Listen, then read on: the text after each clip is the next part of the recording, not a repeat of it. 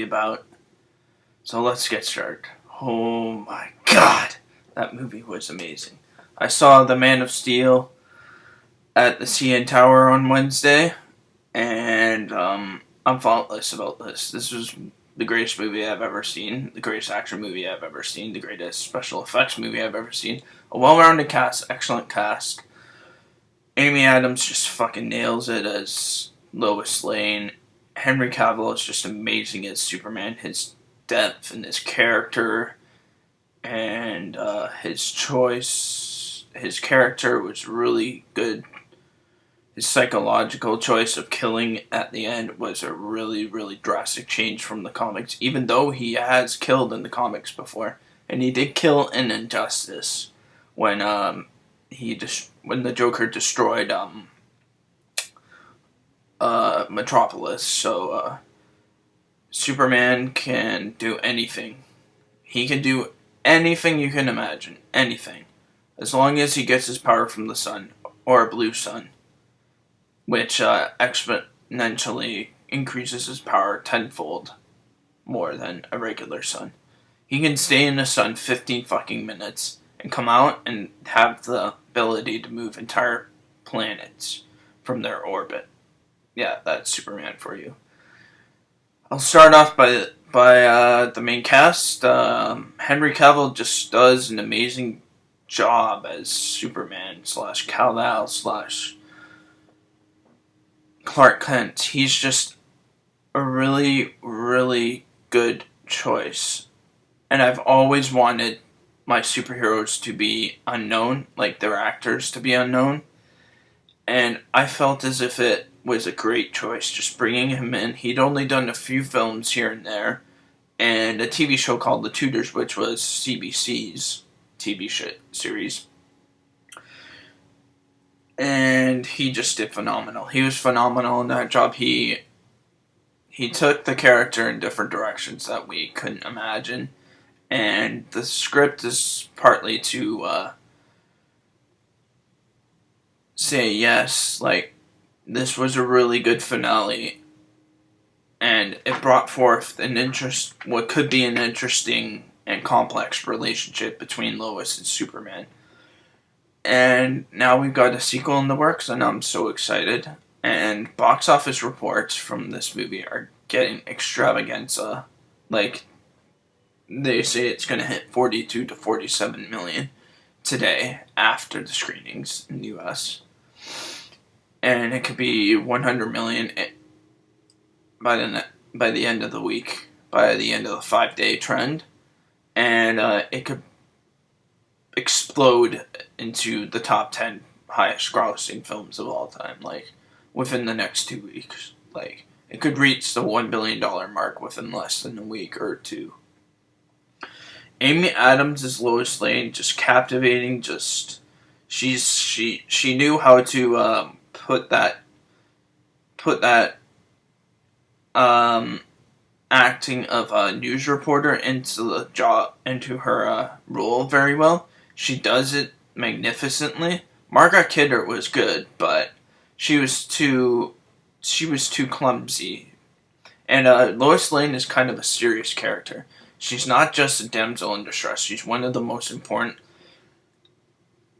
characters in the mythos of Superman, and she does a great job at thinking like Lois Lane, acting like a news reporter, and acting like she's her own boss, and she is not a damsel in distress again.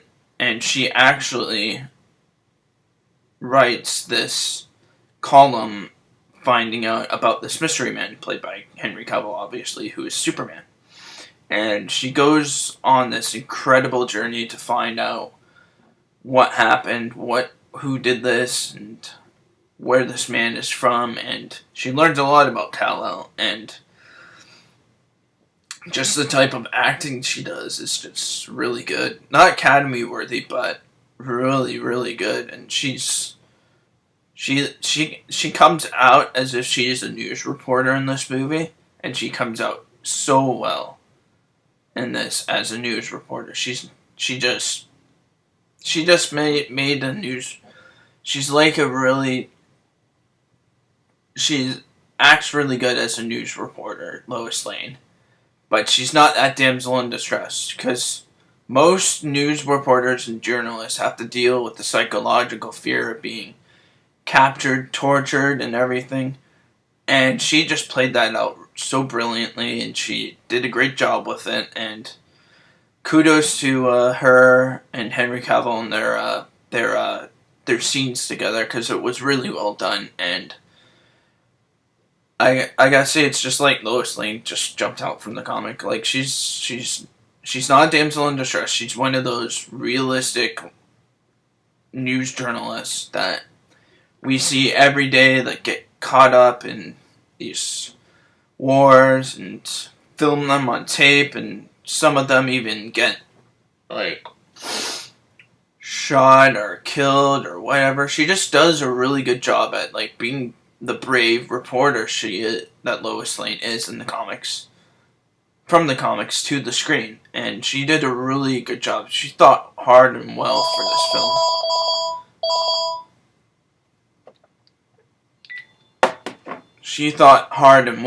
this film. And Kevin Costner was brilliant as Pa Kent. And yeah, the scene that I'm going to talk about that really teared me up with was Pa Kent's death at the tornado scene. Now, some of you thought there should have been more of that scene, but he was right to bring in Zack Snyder or David S. Goyer. The guy rewrote like how Pa Kent is in this film. It was a brilliant move, because Pa Kent usually encourages Superman to show his powers to the world and encourages them to do good. But Superman is a psychological character that we can't determine if he can be good or not. Like, there's so many different iterations of him. He's killed people, he's saved people, he's made that one rule against killing, which probably we're going to focus more on the second film when if there's another film after this, which is being greenlit as now as we speak.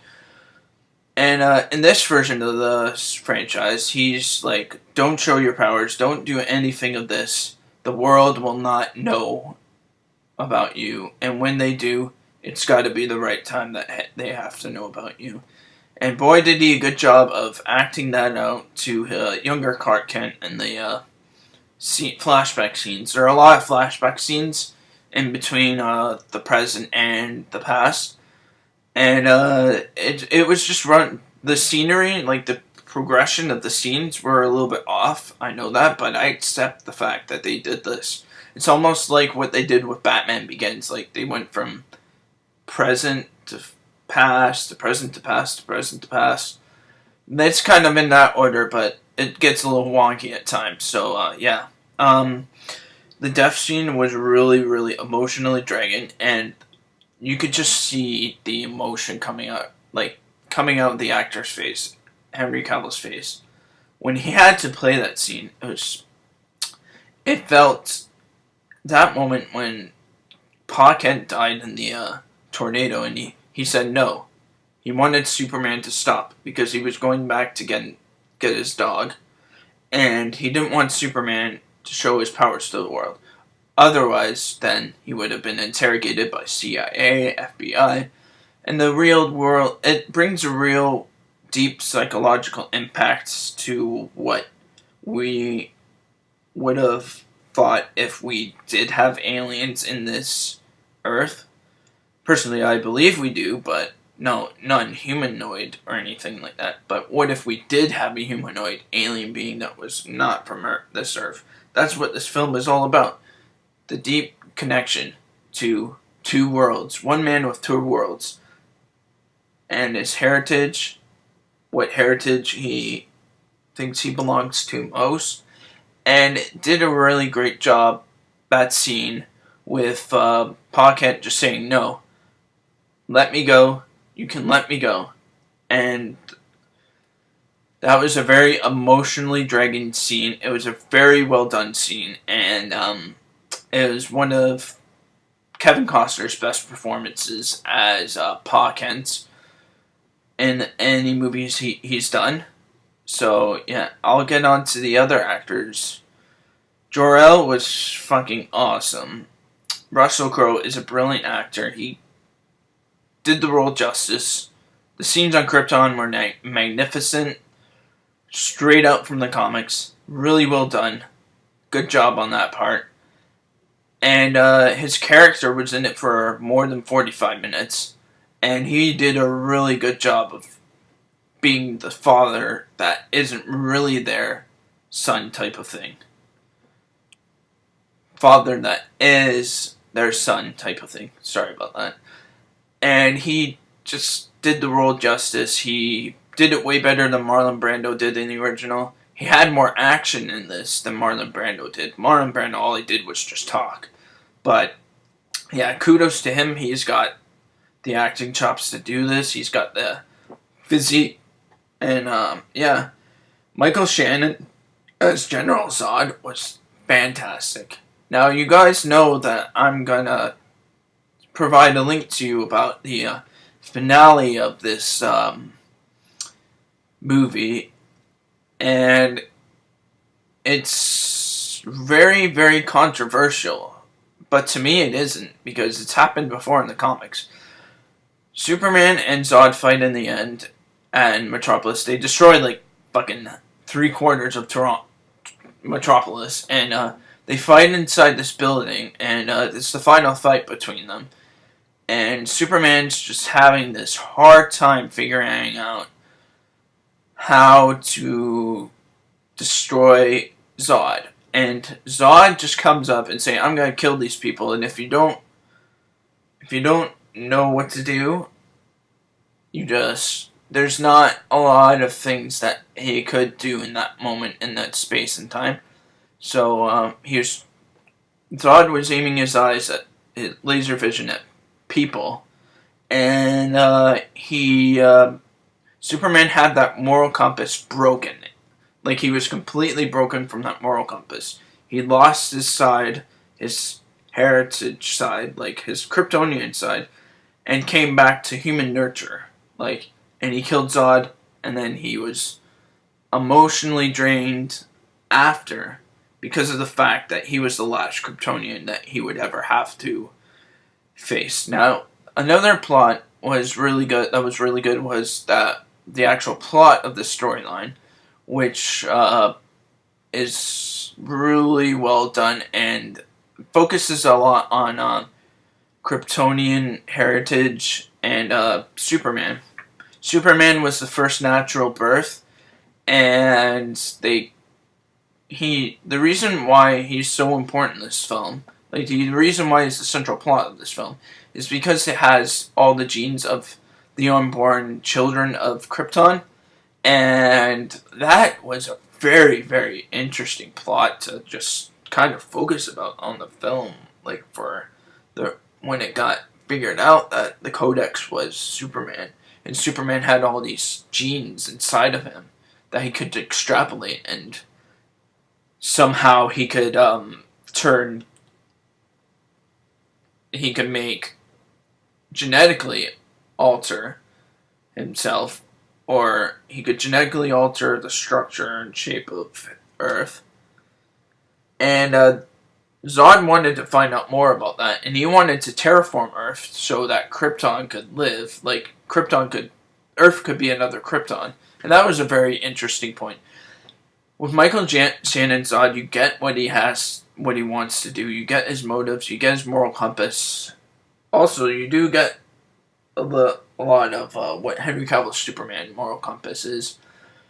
Now, to the writing staff, David S. Goyer did a phenomenal job, and Zack Snyder did an amazing job with his directorial vision of what a realistic Superman / First Contact film would be like.